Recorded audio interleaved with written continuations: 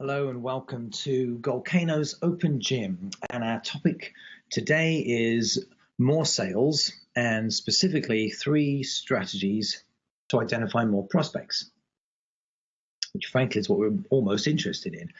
So that's the purpose of our meeting. What's in it for you? Pretty self-explanatory, more prospects.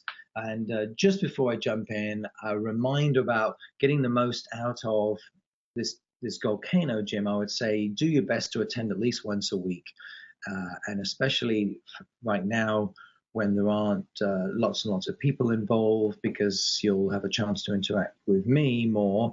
And then the other thing that's useful about being on live is the opportunity to commit to a specific action, which you may have then the opportunity to report back on, the following week. So otherwise, you will get recordings, links to the recordings of these sent to you every week as well, so you can always watch these at a different time, which of course is what most of you are doing. So our topic today, 3 strategies to identify more prospects. And the first question to ask yourself really is, at the moment when you ask for referrals, how do you identify who you want to meet? In fact, do you really do any of that? It's not unusual. For example, last week I was talking to someone and I said, what do you currently do about asking for referrals? And the lady said, well, we typically hand out business cards to the client and say that if they can think of anyone else that we can help, that we'd be happy to do so. And that's not terribly unusual in terms of how people ask. The problem with that is it hardly ever works. I mean, if I had to guess, it might work 2% of the time. And so the interesting thing about this topic is that, in my opinion, it's the most important thing about getting referrals, is being so clear about what you want that other people don't have to think about it. And I think even more so in this day and age, this is important because people feel like they're so busy and so overwhelmed that expecting them to take the time to think about you and who you're looking for is most unlikely at best. I mean, we always have maybe 1% of our network that love us and go out and do things for us and think about us frequently, but they are the freak exceptions, and you can't clearly rely on those people. At least there's enough of them. So anyway, so that's the first question I'd ask you to think about. When you ask how do you know who you want to meet? And it's definitely worth thinking about, not least because you may well already do 1 or 2 things well in this area. And so the purpose of today is either to have that acknowledged or to add more tools to the toolkit, because this is what you want. Because none of these strategies work every single time. That's completely unrealistic of an expectation. And that's clearly what I want to cover today. So my next question for you is, what are the top 3 types of people that you want to meet? I mean, if you had to give 3 descriptors as to who you would like to do business with, what is that? And to write that down. And I do have an agenda that I can share with you for today's meeting. Again, another thing I'd suggest in advance is if you give me an hour's notice before these meetings, I can email that to you so you have it for the meeting. Again, typically, most often when I've seen people's bullet points about the type of business they're looking for some reason, it doesn't usually work. And that's not to say that the descriptors aren't necessarily somewhat specific. I think it's just more that it's part of another list and our minds quickly glaze over. And unless, it's almost as if you really need to sit down with someone and have them take the time to think about this, or to give them one suggestion at a time when you're talking to them about the types of people you're looking for. So, for example, I do work with a lot of financial advisors. I mean, in theory, it's helpful to say that you work with high net worth individuals, although a lot of people don't entirely know what that means. And of course, everybody's relative in terms of what that is. So it tends not to be terribly helpful, even if you say, well, our minimum's $500,000 or our minimum is 5 million. That can be somewhat helpful, perhaps. And again, a lot of people don't necessarily know what people's real net worth is. So I think then it's about starting to to give examples and to start to narrow that down. And again, that's exactly what I want to talk about today. I'm not saying your bullet points are necessarily useless, but they may not be terribly helpful either. And again, the point is if they were working really well, you wouldn't be on this. You wouldn't be listening to this. I would expect even in the first place. So let's get into some of these strategies. But just before that, I should say four specific tips that are highly relevant to this. So the first tip is no longer say, if you can think of anyone else that might benefit from my services, please have them give me a call, because it just about never ever works. It's a freak occurrence when it works. So it's a waste of breath. It's not a referral request. It's a throwaway line. So be clear about that. And frankly, anytime you use the word anyone, our minds glaze over. And if I said to you, regardless, whatever city, town, area you live in, if I said, do you know anyone in your town? Do you know anyone in your city? Even if I said, do you know anyone in your line of work? There's a good chance that might not be helpful if you know a lot of people who do what you do. So that word anyone, and the real point to this topic is that often when we ask for what we want, we're way too broad. And so the point to this presentation is also not just about identifying prospects, it's also about identifying referral requests, is recognizing that you want to be narrowing this down to one person. And so when it comes to even the referral request, is what you're looking for basically is you're looking for people, sure, who sound like good prospects. And then also, and this is really important, people that they like. And sometimes I feel when I say that it doesn't I can't think of a better word than land, but it doesn't land effectively enough with people. I don't think people pay enough attention to that because it seems really unimportant, and yet it's absolutely crucial. One example that pops to mind, it's a personal one, but not personal, but it's business, but it was an example. But for me, I remember talking to somebody about wanting to meet his manager, and nothing happened. And then I had a good relationship with this person. I was really confident he would follow through, and I want to say he'd referred me to other people. Anyway, time went by, and when I finally addressed it with him, well, what it turned out was that this person I was asking was planning to change companies, and so therefore he didn't want to talk to his manager about anything, nothing to do with me. It was just the wrong relationship. In other words, that I don't know if he disliked him, but it was certainly an awkward relationship, and therefore it wasn't going to be an appropriate referral request. And while, again, I know it sounds like it's such an obvious thing to do, I think often we get too focused on, we really want to talk to this person, and we're forgetting about the relationship that our referral source has with this individual. So keep that in mind. And then the other thing about the referral request, as pertains to seeking prospects, is that it's one person at a time. Don't, try not to ask for introductions to 5 different people. It's pointless. People don't have time to do that effectively. So to try to do one at a time and see where it goes most of the time. The exception would be, I suppose, if somebody's going to do an email introduction and the wording of the email is more or less the same, and so all they're really changing out is the name of the person and who they're sending it to, and that's something that might work for you as well. So let's get into our topic. So the first and easiest way to identify a prospect, I call it listening differently, and let me give you a specific example. It was really when I discovered this. I was talking to my insurance agent, and luckily I don't remember his name. It was a long time ago. And I remember basically making some remark about, we were talking about referrals, and I was sort of basically asking him how he compiled names that were mentioned in meetings in terms of people he could ask about. And in other words, where the client was, chatting to him and might happen to mention people they cared about, family, friends, colleagues, so on. And so I was asking him, what he did with that information. And it was really funny because he looked, I got a complete blank expression from him. It was as if I'd started speaking in a foreign language. And I'm not exaggerating. I got a complete blank expression. And that was when I learned that there are 2 types of people in sales and business development. People who sort of have this innate antenna out for paying attention to when people talk about other people, because their first thought is, oh, maybe that's a business opportunity. But then there are plenty of people out there in sales and business development where that's just not something that they do. And it's never occurred to them to do it. And so when I make this point, you're going to fall into one of those two camps. You're going to be a little disappointed that I'm talking about it because, well, I already do that, Matt. Get on and tell me something else. But as I said, there's a lot of people that this has never crossed their mind.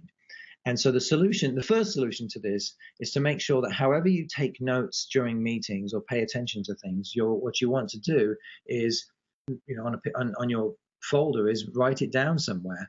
And I'm just looking for a blank folder if I've got one handy. I suppose I do here, really. But so for example, here's my note paper from a meeting.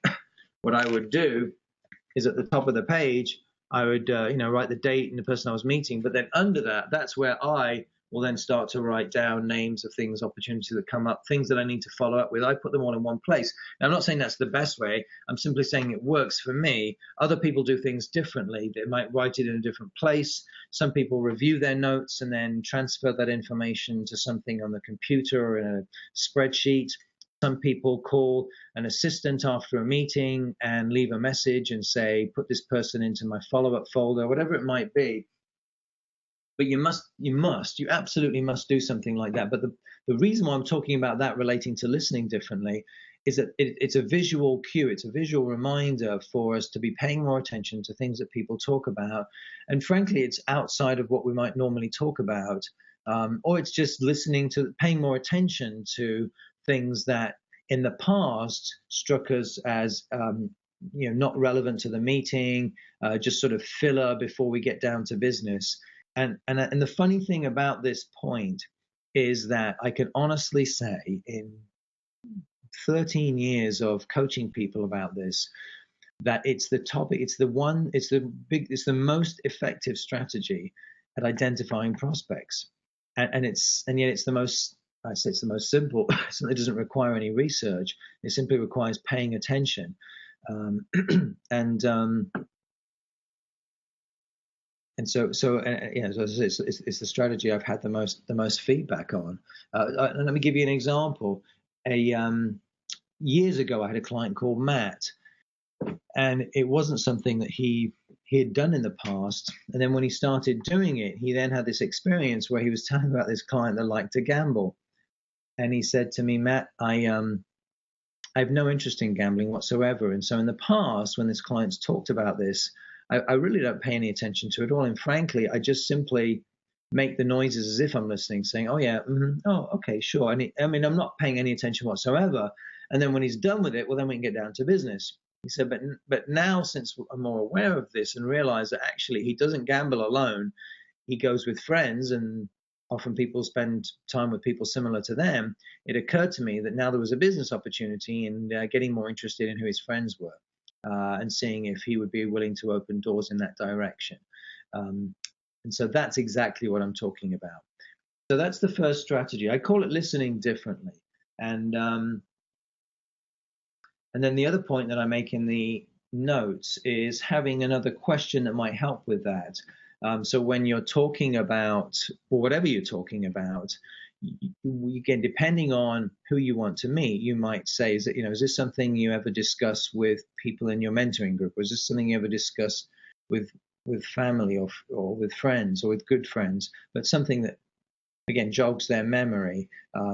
Is this something you ever chat to with colleagues at work about? That sort of question might then hopefully spark something, again, into that particular arena that you want referrals for, prospects for. That's strategy one. Strategy two is I call it storytelling. And I expect that you probably do share stories from time to time when you're talking to clients and prospects to illustrate a point about how what you're talking about helped somebody else. Now, what I'm talking about is the same principle, but applying it in terms of identifying prospects. And so, for example, what I'm talking about is one way to do this is at the beginning of a meeting. Instead, when the person just simply asks you how you are, instead of saying what you might usually say, you tell a story. And the intent of the story is a specific example of, well, somebody you've helped. So you might say something like, "Oh, how are you?" You say, "Well, actually, really good." And then something along the lines of, "Yeah, no, it's been an interesting time recently. I've had the opportunity to help actually three people, and they've all had a very similar challenge." And briefly you explain what that challenge is, and but I don't know whether you go into much detail about how you've helped them. But the point of the story is that you give a deliberately specific example that you suspect is going to resonate or hit the mark with people that they know. So consequently, you're going to tell different stories to different people. And also too, I mean, you hear a suggestion like what I've just made right now, and it doesn't have to be at the beginning of the meeting. I mean, frankly, you could do it in any conversation. It doesn't have to be in a formal meeting. It could be more of an off-the-cuff thing when talking to someone that you run into at a restaurant or somewhere else. But it's very, very helpful in helping the other person's mind narrow down, because that person, I mean, they supposedly, the average person knows at least 200 people. Now, I can't personally attest to whether that's true or not. I suppose it seems like a high number to me personally. But I suppose when all's said and done, when people really think about all those others individuals that they maybe run into in the course of their year, it probably does start adding up to a lot more people than they realize. But anyway, but that's just the average person. I mean, people in business and sales typically might be connected to, we now know there's hundreds of people that they could potentially reconnect with. But the point is that's not helpful in terms of prospects, because nobody's going to take the time to refer you to multiple people 99% of the time. You're looking for one individual, and that's one reason why the storytelling can be helpful, because what your hope is that you tell this story to somebody and they say, "Oh, you might want to talk to so and so," or, "Oh, I have a friend in that situation," or, "Somebody I used to work with does that." And but it helps make that connection. Now, again, I've got to say, none of these strategies are going to work every time, but hopefully, if you are effective with your storytelling, it should at least lead to a deeper conversation that goes in a specific direction. So that's the second strategy. And as I've mentioned, I mean, these are very practical. These are things that if you're not doing today, you can easily start doing today, frankly. And the third strategy, I want to be really honest with you. I barely ever use this myself, but I include it in the top three because so many people do have success with it. And so I really think it's probably just how you choose to use it and find a way to do it that you can be comfortable with. Or maybe you choose anyway, but the strategy 3 is using some kind of a list. And there are so many different ways to do this that don't necessarily have to feel cheesy or awkward. So for example, the personal favorites that I've seen in more recent months, last couple of years, that have worked for people is a list titled "Some Things I've Been Working On Lately." And for those of you that are watching this that are in recruiting business, it might be some people we've hired recently, or some of our recent success stories. And basically what it is, it's a 1 to 2 sentence mini descriptor of different people, different scenarios. And the intent of it is as a memory jogger. And in the agenda for today's meeting, I do have an example of a list, and it was put together by a financial professional called Sarah, who's in Cleveland, and basically it runs down different life situations and dollar amounts that portray the types of situations that she can help people in. Miss recently divorced. Mr. and Mrs. when can we retire? Mr. and Mrs. how much can I spend when I retire in 5 years? Mr. should I sell my investment properties? Mr. and Mrs. how much investment risk do I have? Miss Widow, how much can I give to charity? I mean, just different scenarios. And the principle here is that you can apply this principle, you can apply this to any business, that and you're just using examples. And clearly you write down the types of examples of people that you want to be introduced to. And while this isn't necessarily the most honorable thing on the planet, the person that originally did this list did have on there at least a couple of examples of people she wished she were working with, and but they weren't clients. And so, in truth, fairness to her, the title does say some things I've been working on lately. So it doesn't necessarily mean they've all become clients. So anyway, but you get the idea. And the purpose to this, in terms of identifying prospects, is to help the person think through who they might know in some of these situations. Now, this is not new as a concept. It's softened, I think, and I think it's also how it's presented. And for example, and another way to customize or modify this is to maybe just have 3 examples. You could put 3 bullet points in an email before you're about to meet somebody, and say, before we talk on Thursday, should anyone come to mind who fits any of these 3 descriptors, I'd love to pick your brains about that, or ask you about that, or chat about that a little bit when we talk on Thursday. So hopefully that too gives you some ideas. And as I've said, I really think it's how something like this is presented, so it doesn't have to feel cheesy or salesy, and that one's going to be up to you.